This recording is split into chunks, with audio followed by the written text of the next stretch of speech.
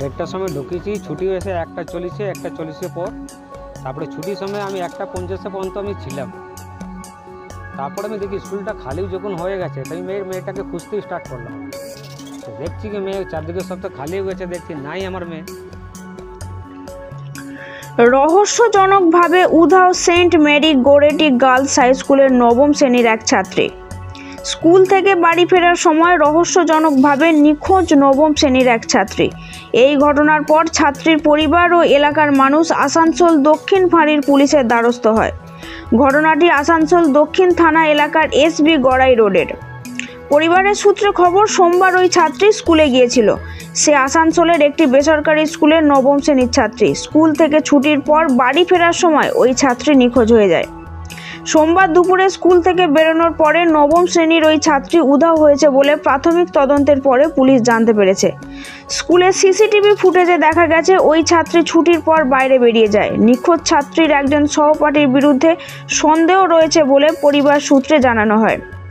পরিবারের তরফে আসানসোল দক্ষিণ পুলিশ ফাঁড়িতে নিখোঁজ ডায়েরি করা হয়েছে। लगता है उसके पापा जाकर के पहुंचाए हैं, जैसे जाती थी रेगुलर वैसे ही गई है।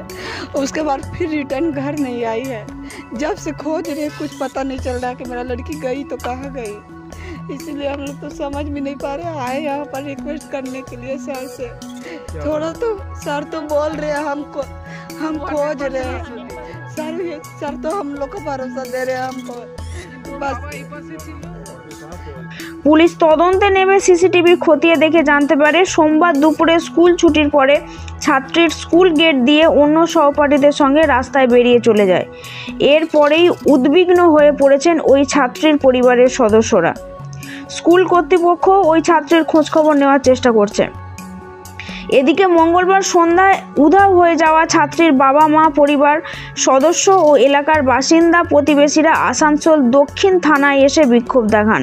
তারা পুলিশ অফিসারের সঙ্গে দেখা করে দাবি করেন যে দ্রুত তাকে খুঁজে বার করা হোক। পুলিশ তাদেরকে এ ব্যাপারে আশ্বস্ত করেছে।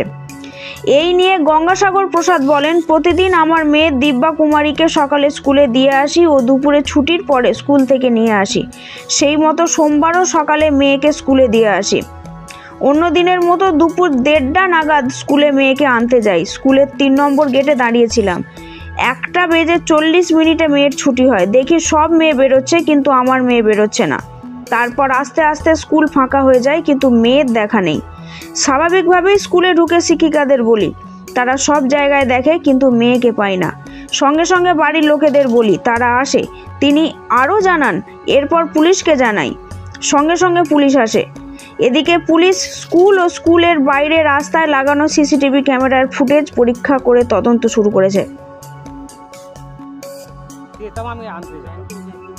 আমি সব জানতাম, 3 নম্বর গেট থেকে আমি বরাবর আসতে ওইখানে দাঁড়াতো না, তাহলে কিন্তু দাঁড়াই। তারপরে CCTV ক্যামেরা ফুটেজটা দেখলাম আমি, যখন সিঁড়ি থেকে দাঁড়িয়ে ছিল, সিঁড়ি থেকে ভিড়ে কিন্তু 2 নম্বর গেট থেকে বেরিয়ে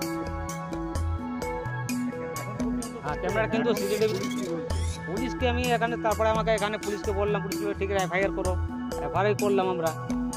তারপর থানার ডায়েরিগুলো সব দিলাম, একটা ফর্ম ভরলাম আমরা, মিসিং ফর্ম ভরলাম আমরা। মিসিং ফর্ম ভরা পরে বলে ঠিক আছে, দেখছি আমরা, একটু সময় লাগবে এটা।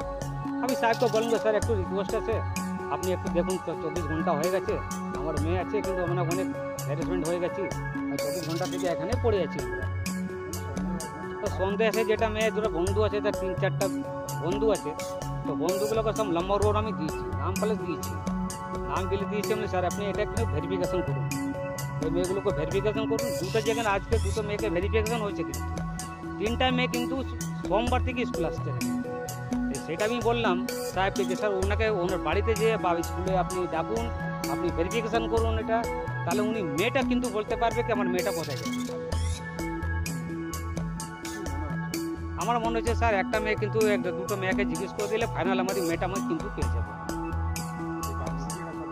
আর সব জানে। কিন্তু সেটা বারবার আমি পুলিশ প্রশাসনকে আমি রিকোয়েস্ট করছি যে স্যার আপনি একটা কাইন্ডলি আপনি দেখুন, এটা আপনি জিজ্ঞেস করুন, কিন্তু আপনি বসিয়ে জিজ্ঞেস করুন বা বাড়িতে যেয়ে জিজ্ঞেস করুন আপনি, কিন্তু মেয়েটা কিন্তু মুখ খুলে কিন্তু আমার মেয়েটা পেয়ে।